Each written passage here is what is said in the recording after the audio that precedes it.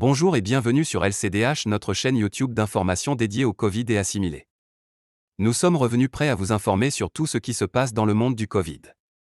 N'oubliez pas de vous abonner, de liker et de partager nos infos.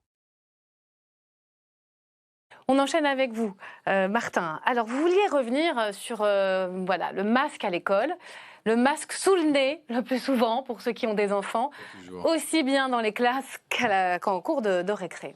Effectivement, les enfants, on le sait depuis plus d'un an maintenant, portent le masque 8 à 10 heures par jour. Ce sont les seuls d'ailleurs. Et depuis quelques semaines, ils ne peuvent même plus l'enlever lorsqu'ils sont en cours de récréation à l'extérieur. Donc en dehors du débat scientifique sur est-ce que sont les enfants le moteur de l'épidémie ou est-ce que ce sont les 18-40 ans comme le montrent de nombreuses études, il y a quand même des nouvelles données qui arrivent de la Société française de pédiatrie ambulatoire qui doivent nous amener à nous interroger. Alors, quelles données? De quoi s'agit-il?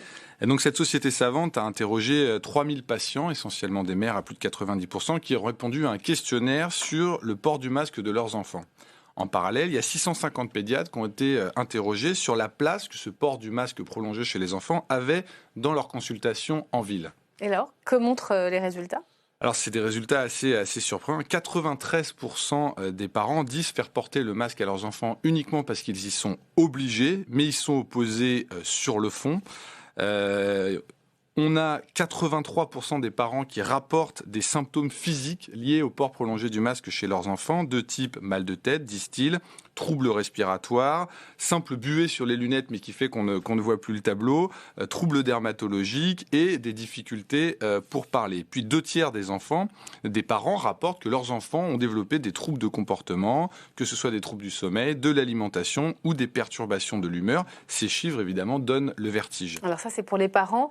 Quels sont les résultats côté pédiatre? Les données chez les pédiatres sont encore pires selon moi et vont évidemment dans le même sens. Il faut comprendre que dans 80% des cas, dans 80% des consultations, le sujet du port du masque prolongé chez l'enfant est abordé dans la consultation avec le pédiatre. Et encore pire, un quart des consultations chez le pédiatre en ville sont uniquement motivées par ce sujet du port prolongé du masque à l'école.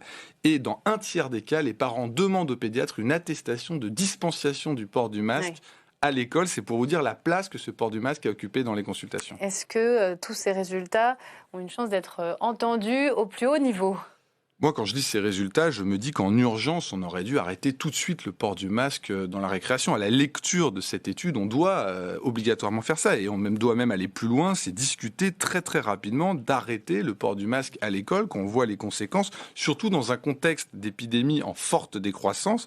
Je ne comprends pas le silence et la lenteur de la réaction face à une alerte qui vient quand même d'une société savante pédiatrique tout à fait reconnue. Bon, écoutez, quelque